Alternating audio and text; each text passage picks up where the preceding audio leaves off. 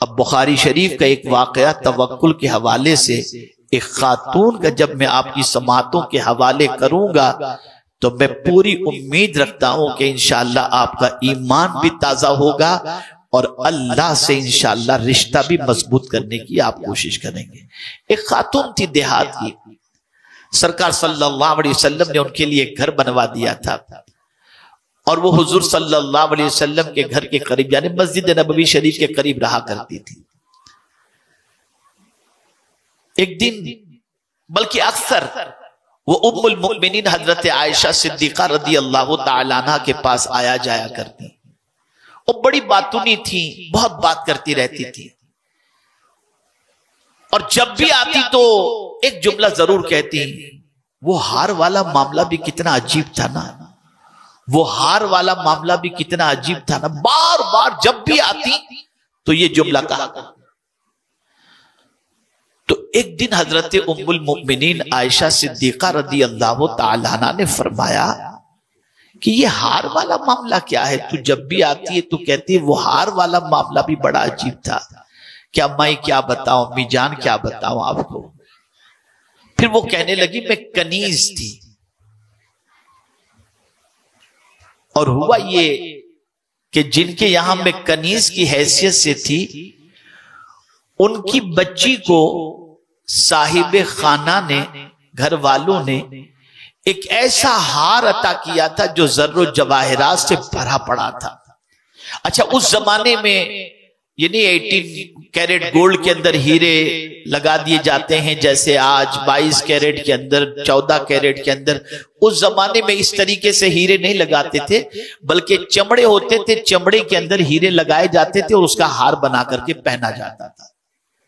تو ایک سرخ چمڑا تھا، اس سرخ چمڑے کے اندر ہیرے جڑے ہوئے تھے، اور وہ گھر والوں نے اپنی بچی کو یہ ہار پہنا رکھا تھا۔ اتفاق سے وہ ہار گرا بچی کے پاس سے، یا بچی رکھ دی، اتنے میں ایک چیل آئی اور آ کر کے وہ ہار اٹھا کے لے گئی۔ تھوڑی دیر کے بعد گھر والوں نے بچی سے کہا ہار کہاں ہے؟ تو بچی نے کہا مجھے نہیں معلوم۔ تو آپ جانتے ہیں کہ جب کبھی گھر میں ملازم ہو اور کوئی چیز غائب ہو جائے تو سارا غصہ اور سارا گمان جو ہے وہ اسی کی طرف ہوتا ہے۔ تو ایسے ہی ہوا، گھر والوں نے اس خاتون سے کہا کہ بتا ہار کہاں ہے؟ کہا میرے سامنے چیل لے کر کے اڑی، چیل لے کر چلی گئی۔ کہا تو جھوٹ بولتی۔ اتنا مارا کہ حدیث شریف کے اندر ہے کہ اس کی شرمگاہ تک کی تلاش لی گئی کہ کہیں ہار تو وہاں نہیں چھپا کے رکھی۔ وہ اپنی بے گناہی پیش کرتی رہی کہ میں نے ہار نہیں لیا، چیل لے گئی، میں نے ہار نہیں لیا، چیل لے گئی، لیکن کوئی اس کی بات ماننے کو تیار نہیں۔ جب بہت اس کو مارا گیا اور برداشت نہیں ہوا تو پھر اس نے اپنا چہرہ آسمان کی طرف کیا، اور آسمان کی طرف چہرہ کر کے کہتی ہے میرے مالک تو سب جانتا ہے، میں نے اپنا معاملہ تیرے حوالے کر دیا، اور تیرا فرمان ہے جو تجھ پر بھروسہ کرے تو اس کے لیے کافی ہے۔ اب میرے کریم میں نے اپنا معاملہ تیرے سپرد کر دیا، میری بے گناہی کو تو ثابت کر دے۔ ابھی اس کے جملے مکمل نہیں ہوئے تھے کہ چیل وہ ہار لے کر اسی محفل میں آ کر کے پھینک کر کے چلی جاتی۔ آپ ذرا سوچو، زندگی میں اللہ عز و جل پر کامل بھروسہ کر کے دیکھو، وہ کبھی اس پر بھروسہ کرنے والے کے بھروسے کو ٹھیس نہیں پہنچاتا۔ ارے کبھی آپ نے دیکھا ایک چھوٹا سا پرندہ جس کا کوئی گھر نہیں ہوتا، وہ درخت کی ٹہنی پر، نہ رائٹ میں کوئی دیوار نہ لیفٹ میں کوئی دیوار، ایک پرندہ درخت کی ٹہنی پر بیٹھے بیٹھے سو جاتا ہے، اسے گرنے کا ڈر بھی نہیں ہوتا۔ اے پرندے تجھے ڈر نہیں لگتا؟ تو پرندہ جواب دے گا میں کیوں ڈروں، میرا پروردگار مجھے سہارا دینے والا موجود ہے۔ آپ ذرا سوچو، اللہ پر توکل کر کے دیکھو، اللہ پر بھروسہ کر کے دیکھو اور کامل یقین کر کے دیکھو، اچھی طرح سے مانگ کر کے دیکھو، وہ تمہاری مصیبتوں کو دور فرمائے گا، وہ تمہاری پریشانیوں کو دور فرمائے گا۔ اے خواتین اسلام، آج سب سے بڑا مسئلہ یہ ہے، جملہ یاد رکھیے گا، ہمیں سب پر بھروسہ ہے، رب پر بھروسہ نہیں، اور ضرورت یہ ہے کہ رب پر بھروسہ کرو، اس لیے کہ وہ اس پر بھروسہ کرنے والوں کے بھروسے کو ضائع نہیں فرماتا، ٹھیس نہیں پہنچاتا۔ میرے پیارے آقا صلی اللہ علیہ وسلم کے دیوانوں اور خواتین اسلام، تو آج میرا پیغام آپ سب کو یہ ہے کہ مصیبت اللہ کی طرف سے ہے، لیکن مصیبت جو آتی ہے اگر گناہ کی وجہ سے آتی ہے تو اللہ تعالیٰ بہت سارے گناہوں کو معاف فرما دیتا ہے، اور یہ چھوٹی سی مصیبتوں کے ذریعے کچھ گناہوں کا کفارہ اسے بنا دیتا ہے۔ اور کبھی مصیبت آتی ہے، اللہ اپنے قریب کرنے کے لیے کسی کو مصیبت میں گرفتار کر دیتا ہے۔ مصیبتیں آتی ہیں، بندہ اللہ کی بندگی میں لگ جاتا ہے، مصیبتیں آتی ہیں، بندہ تلاوت میں لگ جاتا ہے، مصیبتیں آتی ہیں، بندہ تہجد گزار بن جاتا ہے، مصیبتیں آتی ہیں، اللہ کو پکارنے والا بن جاتا ہے، مصیبتیں آتی ہیں، اللہ کے رسول پر درود پڑھنے والا بن جاتا ہے۔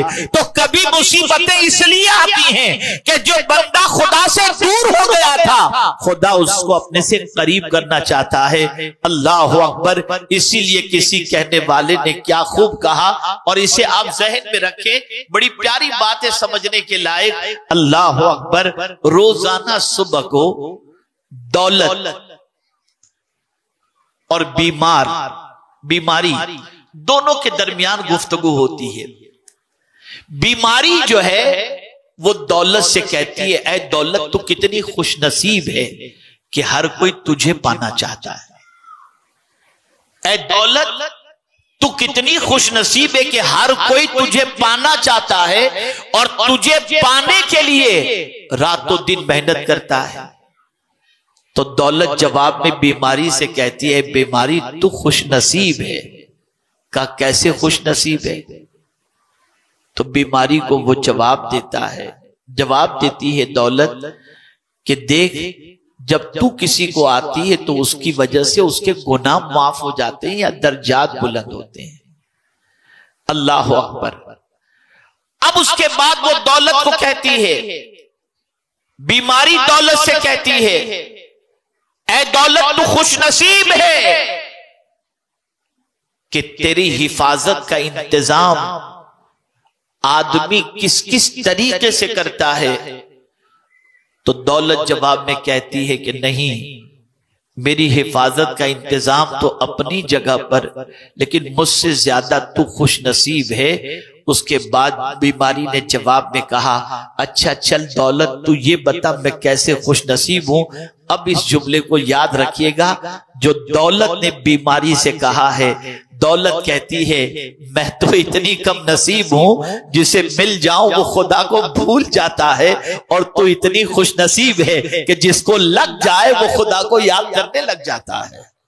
آپ اندازہ لگائیں، جو مصیبت ہے وہی مصیبت ہمیں خدا سے قریب کر رہی ہے۔ تو اے رسول اعظم صلی اللہ علیہ وسلم سے محبت کرنے والیوں اور آقا کریم صلی اللہ علیہ وسلم کی محبت کا دم بھرنے والیوں، مصیبت پر گھبراؤ نہیں۔ وہ لوگ جو مصیبتوں کی دوری کے لیے غلط راستے کو اختیار کرتے ہیں، وہ اپنی دنیا بھی برباد کرتے ہیں اور مزید مصیبتوں کو دعوت دیتے ہیں۔ جو لوگ مصیبتوں میں خدا کو یاد کرنے لگ جائیں، مصطفیٰ جان رحمت صلی اللہ علیہ وسلم کو یاد کرنے لگ جائیں، اللہ عز و جل ان کی مصیبتوں کو بھی دور فرما دیتا ہے اور دونوں جہاں کی نعمتوں سے مالا مال بھی فرما دیا کرتا ہے۔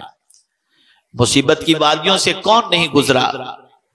پورا قرآن بھرا پڑا ہے انبیاء کرام کی مصیبتوں کا۔ صحابہ کی زندگی دیکھیں، صحابیات کی زندگی دیکھیں، تو آپ محسوس کریں گے کہ سب مصیبتوں کی وادیوں سے گزرے، لیکن انہوں نے مصیبتوں سے نپٹنے کا طریقہ بتایا، اور وہ طریقہ یہ ہے کہ تم اللہ عز و جل کی طرف رجوع کرو، اس پر کامل بھروسہ کرو، اس پر یقین کامل رکھو، وہ تمہاری مصیبتوں کو دور فرما دے گا۔ جو پروردگار شکم مادر میں پلنے والے بچے کو روزی دیتا ہے، جو پروردگار جل جلالہ شکم مادر سے نکلنے والے بچے کو اپنی قدرت سے پالتا ہوا نظر آتا ہے، وہی پروردگار جل جلالہ مصیبتوں کے موقع پر مصیبتوں کو دور کرنے کی قوت اور قدرت دونوں چیزیں رکھتا ہے۔ اسی لیے اس نے فرمایا امن یجیب المضطر اذا دعا ویکشف السوء، کون ہے جو بے قرار کی فریاد سنتا ہے اور مصیبتوں کو دور کرتا ہے؟ وہ میرا پروردگار ہے، وہ پالنہار حقیقی ہے، وہ معبود برحق ہے۔ اب اس کے لیے دو راستے میں آپ کو بتا دیتا ہوں جو قرآن نے بتائے ہیں۔ قرآن کہتا ہے استعینوا بالصبر والصلاۃ، صبر اور نماز سے مدد طلب کرو۔ دیکھیے رونے دھونے سے، شور شرابے سے، شکایت سے مصیبتیں جانے والی نہیں ہیں، لیکن اگر کوئی صبر کر لیتا ہے، مولا تو ہی اگر اس میں راضی ہے تو ہم اس میں راضی ہیں، اور دامن صبر کو اگر کوئی تھام لے تو اللہ فرماتا ہے اے صبر کرنے والے تو تنہا نہیں ہے، ان اللہ مع الصابرین، کہ بے شک اللہ صبر کرنے والوں کے ساتھ ہے۔ تو اللہ عز و جل صبر کرنے والوں کے ساتھ ہے۔ یہاں سے یہ بات سمجھ میں آئی، جب مصیبت آئے صبر کے دامن کو تھامو، اللہ کی شکایت نہ کرو، اللہ کا شکوہ نہ کرو، اللہ عز و جل کے حوالے سے غلط سلط جملے استعمال نہ کرو، بلکہ دامن صبر کو تھامو۔ اور دوسرا طریقہ یہ بتایا گیا کہ نماز سے مدد طلب کرو۔ وہ کون سی مصیبت ہے جس کے لیے اللہ نے نماز نہیں رکھی؟ اللہ کے رسول صلی اللہ علیہ وسلم نے نماز نہیں رکھی۔ اللہ اکبر! آپ دیکھیں سورج گہن کے موقع پر نماز، چاند گہن کے موقع پہ نماز، گناہ ہو جائے تو صلاۃ التوبہ کے اعتبار سے نماز۔ اسی طریقے سے آپ دیکھیں رزق میں تنگی ہے، روزی میں برکت چاہیے تو صلاۃ الاوابین پڑھیں، چاشت پڑھیں، اشراق پڑھیں، یہ ساری نمازیں رکھی گئیں۔ مر جائے کوئی تو نماز جنازہ، خوشی نصیب ہو تو عید کی نماز، یہ ساری چیزیں اسی لیے رکھی گئیں تاکہ اس کے ذریعے بندے کو راحت کی دولت نصیب ہو جائے، اطمینان کی دولت نصیب ہو جائے۔ تو آج میں آپ کو یہ پیغام پیش کروں گا کہ جب کبھی مصیبتوں کے پہاڑ ٹوٹ پڑیں تو گھبرانا نہیں، صبر کے دامن کو تھامنا، اللہ کی شکایت ادھر ادھر مت کرنا۔ وہ پروردگار اگر سارے گناہوں پر پکڑ فرما لے تو ہم بچ نہیں سکتے، یہ تو اس کا کرم ہے کہ بہت سارے گناہ اس نے یوں ہی معاف فرما دیے۔ میرے پیارے آقا صلی اللہ علیہ وسلم کے پیارے دیوانوں اور خواتین اسلام، صبر کا دامن تھامو، نماز پڑھو۔ اور میرے آقا صلی اللہ علیہ وسلم کے علم میں یہ بات تھی کہ ایک زمانہ آئے گا کہ انگلیوں کے پور سے سارے کام چلتے ہوں گے، اور مرد ہو یا خواتین صرف ان کی انگلیاں چلتی ہوں گی۔ آج آپ دیکھ رہے ہیں انٹرنیٹ کے لیے آپ لیپ ٹاپ لے لیجئے، آئی پیڈ لے لیجئے، موبائل لے لیجئے، انگلیاں ہی چل رہی ہیں۔ اور یاد رکھیں حضور صلی اللہ علیہ وسلم نے، حضرت بصیرہ رضی اللہ تعالیٰ عنہ فرماتی ہیں کہ سرکار صلی اللہ علیہ وسلم نے فرمایا یہ تسبیح جو تم پڑھتی ہو نا، سرکار نے فرمایا اپنی انگلیوں کے پور پہ گنا کرو، اپنی انگلیوں کے پور پر یہ تسبیح کو گنا کرو، اس لیے کہ قیامت کے دن یہ پور گواہی دیں گے۔ اب کیا کر رہی ہو اس کے ذریعے؟ لیپ ٹاپ پر بیٹھ کر یہ انگلیوں کے پور کا جو استعمال کر رہی ہو، اگر گناہ کے اندر تو یہ پور قیامت میں گواہی دیں گے۔ اور اگر ان انگلیوں پر تم تسبیح گن رہی ہو تو یہ پور قیامت میں اللہ کی تسبیح پر گواہی دیں گی۔ سرکار نے تاکیدن غالباً ابو داؤد شریف کی یہ حدیث ہے، حضور صلی اللہ علیہ وسلم نے یہ ارشاد فرمایا ہے۔ تو خواتین اسلام کہیں بھی رہ کر کے گناہ نہیں کر سکتی، لیپ ٹاپ پر، یوٹیوب پر جا کر، کسی بھی اعتبار سے یہ فنگر جو ہے، اس کا جو پور ہے، اس کا استعمال بھی اگر غلط ہو رہا ہوگا تو یہ بھی کل بروز قیامت گواہی دیں گی۔ اب ایک آخری بات عرض کر کے میں اپنی گفتگو کو ختم کرتا ہوں۔